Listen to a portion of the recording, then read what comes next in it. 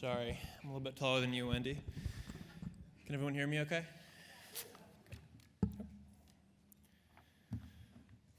Thank you. And good afternoon. First, I'd like to say it is a privilege to be here. I know it's a little strange for a heterosexual white man to be talking about the importance of diversity. All the same, I'm grateful for the recognition of my work, and I wish that my colleagues at Scouts for Equality were able to be here and see this, because they're really the unsung heroes of this fight. Can we please give them a round of applause?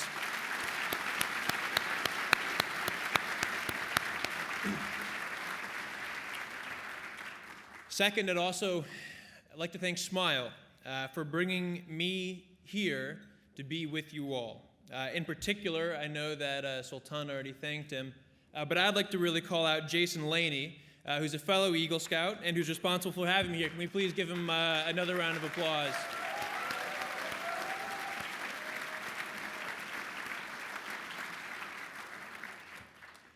Because of this brunch, I've also had the opportunity to learn more about SMYAL and its work here in the Washington, D.C. metro area, and that's what I'd like to spend most of my time talking about this morning. However, I'd also like to share a little bit of my story. As an advocate for LGBTQ rights, I've had the privilege of spending the last 4.5 years advocating on behalf of others. And so today, of course, is not about me, and I don't want to talk too much about myself. My mom's taught me that's not polite. I do want to talk a little bit about my family. My biological mom, Terry, decided that she wanted to have children in the mid-1980s. At the time, she was a single lesbian woman living in a rural Wisconsin town of about 20,000 people. Today, we'd think this was the setup to a sitcom, but this was decades before Modern Family. When my mom tried to find a fertility clinic that would be willing to work with her, she was hung up on again and again and told, we don't do illegitimate children here. But that didn't stop her. She finally found a fertility clinic in, where else? San Francisco, that was willing to work with her. And one advantage I have over all of you is that I know exactly when and where I was conceived. You're welcome for that image.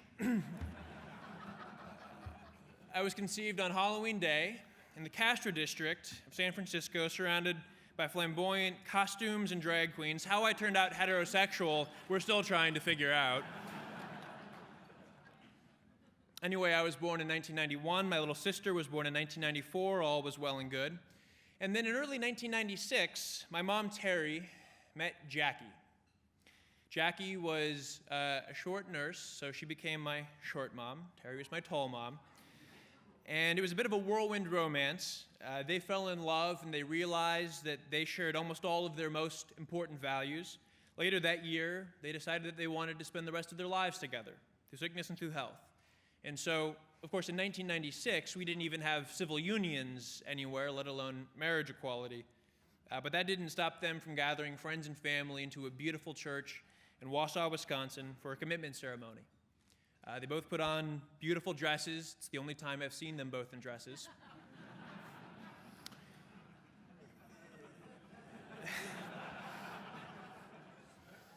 And then they walked down the aisle to the theme song of Star Trek Voyager.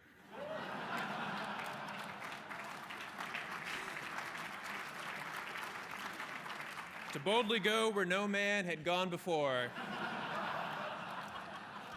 Literally. I was much shorter and much younger then, so I was the ring bearer. My little sister was the flower girl. A few years later, we moved to Iowa, which proved to be a pivotal decision for our family, because in 2009, Iowa Supreme Court legalized same-sex marriage in our state, the first unanimous court ruling in this country. And then we became the third state to legalize the recognition of same-sex marriage. And I say third state because California, of course, was the third state to legalize the recognition of marriage equality, only to have that overturned by Proposition 8. Now, when my moms got married, we were, of course, overjoyed. They were finally able to officially tie the knot, and this time around, I got to be the best man instead of the ring bearer. Now, we knew, of course, that there was more work to do, but we thought at that moment in 2009 that for a little while, at least, we were done. We were wrong. Just about a year later, in 2011, some Iowa legislators started the process of amending our Constitution to reverse the Supreme Court decision that had legalized marriage equality in our state, and all of a sudden, Proposition 8 seemed like it might be set for a repeat in Iowa. The Iowa House Democrats called an emergency special hearing on this proposed constitutional amendment, and they put out a call statewide for people to show up and testify in Des Moines, Iowa.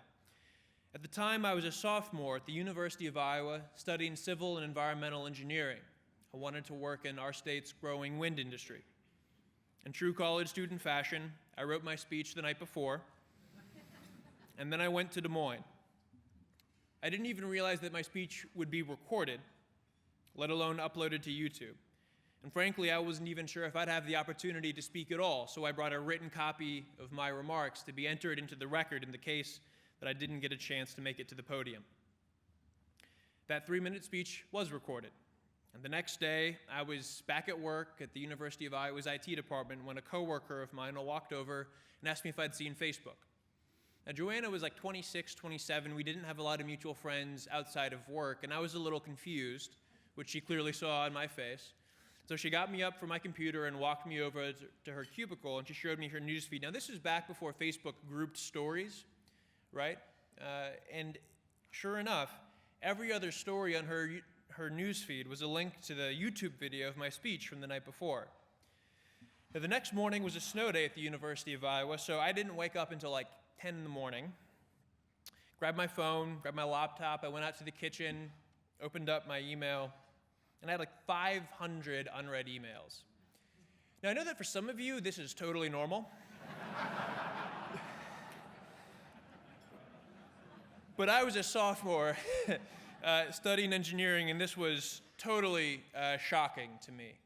I logged into Facebook, and I had hundreds of messages, enough friend requests to double the number of friends that I had, a lot of pokes. Thanks, guys.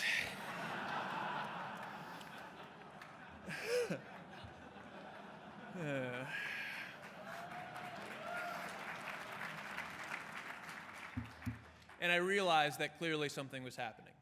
I got up to pour a cup of coffee, and as I did, my cell phone rang. It was the CBS This Morning show. They wanted to fly me out to New York City for a live interview at their studio in Manhattan. Now, I had two thoughts. The first was that if they'd stopped to look at the weather, they would have seen that Iowa was buried under several feet of snow, and I clearly wasn't going to be flying anywhere. And the weather is kind of like an important part of the morning shows. So you would have thought somebody would have caught that. But my second thought was, how did they get my phone number? I found out later that they had found out the phone number of my parents' house, and my little sister, God bless her, who was home on a snow day, was giving out my cell phone number to these producers. Now, I had to explain to her later why I was very, very grateful that she had done so, and yet why she would have had to call me, hopefully, in the future and ask me before giving out my cell number. Anyway, I hung up the phone with CBS, and then a few minutes after that, my phone rang again, and it was MSNBC, and then a few minutes after that, it was The Ellen Show, which was obviously a very big deal for me and for my family. And it was after I got off the phone with the Ellen producer that I realized that this was going to be the most stressful snow day of my life. And it was. Literally overnight, I became this accidental poster child for the children of gay parents across the country. And I get into all of this detail about what this was like, not to brag or to boast about this cool thing that happened to me, but simply, hopefully, to illustrate the power that we actually heard of just a moment ago, how our lives can change and how we can change the lives of others because of this technology that we carry around in our pockets. I left my phone at the table, but the fact that we're walking around with more computing power than NASA had when they put an astronaut on the moon, it's like kind of scary, right? And it literally turned my own life upside down. Not just the technology that we carry around with us, but the social networks that connect us. And this became, for me, a launching point for the last several years of working on LGBTQ rights advocacy work. I started off, obviously, with a focus on marriage and trying to protect marriage equality in Iowa, which we were able to do.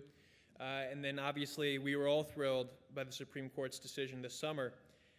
And then I helped to launch Scouts for Equality, an organization that successfully led the campaign to overturn the Boy Scouts of America's blanket ban on gay members, which finally came to an end in July of this year. Thank you.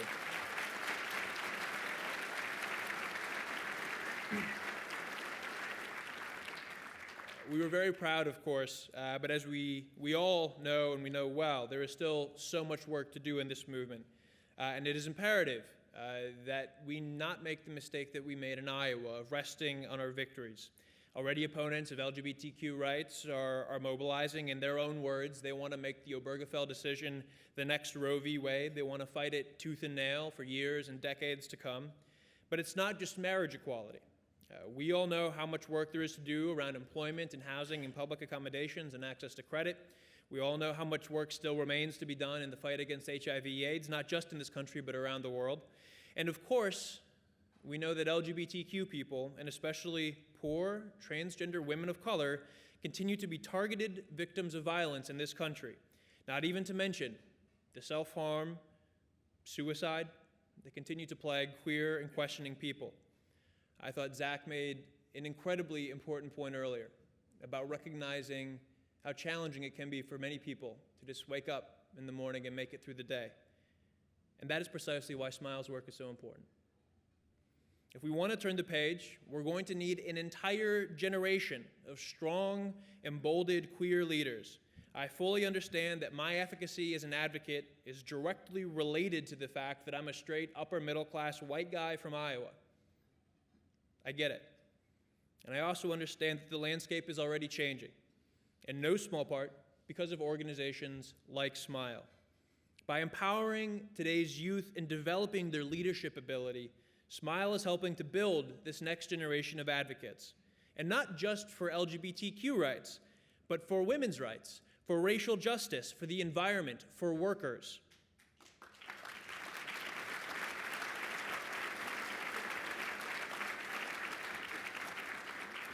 SMYAL's embrace of intersectionality at every level of the organization is part of what makes them so visionary and their work so important, because they understand the future. They see the world that we can live in. They see the people we can be. And they know it won't happen on its own. They need our help, and that's why we're all here. It's why we have to cultivate. It's why we have to nurture. It's why we have to build. It's why SMYAL goes into schools and community centers. It's why SMYAL offers weekly support groups and safe spaces and counseling. It's why SMYAL works to provide training for youth service providers, teachers, social workers, and maybe even the Boy Scouts. Even they could definitely use some help. Now imagine an entire generation of young, queer, and questioning people with access to these services. An entire generation that is actually supported by its community and affirmed in their identities and doesn't have to spend nearly so much time and energy going through the trials and tribulations of the past. Imagine the change that these young people are going to usher in. Imagine that future. SMYAL, of course, isn't doing all of this on their own, unless, of course, we start having these brunches like every weekend. SMYAL is one group in one area, one very important area of the country, of course.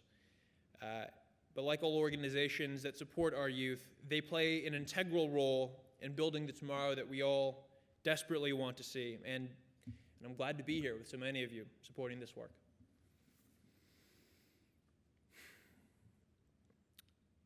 Like a lot of you, the events of this last weekend are on my mind right now. And were on my mind this morning as I was going over what I wanted to say. I felt a natural impulse to want to talk about what happened in Paris, in part because I can relate to Paris. I can empathize with Paris. I've been. It's a beautiful city. And as I thought about that poll to talk about Paris, I started trying to think about why, and the answer was that it was easy. Because Paris is what I, and I suspect almost all of you, can relate to. It is something that you can empathize with, something that you can connect to. And the events of the weekend that affected communities across the world that we can't empathize with are probably not at the front of our minds. And we should ask ourselves why. Because it is the importance of empathy that drives SMYAL's work, but that underpins our entire movement. It is asking people to empathize with others whom they cannot easily relate to. And this happens in our own community. Growing up with lesbian parents does not automatically equip you to empathize with transgender people. We have to remember that empathy is not just what we ask of others, but it is what we must ask of ourselves. And so as we reflect on this weekend and as the brunch winds down and we all go home and we get back to work, I hope that we can extend our sympathy and our empathy beyond those with whom we can easily relate. Yes, we can remember the people of Paris, and we should. We must also remember the people all over our world who are affected by violence every single day. We know that France is not alone in their pain and their suffering. And those who are suffering deserve our sympathy, our empathy, and our help. We can aspire to the example that the French are setting for us right now, and we can know that the values that we share, liberty, equality, fraternity, that future that we all want to see is a future that our movement is helping to build, and that together we are all working in our own ways towards that task that the Greeks wrote of a very long, long time ago, to tame the savageness of man and to make gentle the life of this world. Thank you.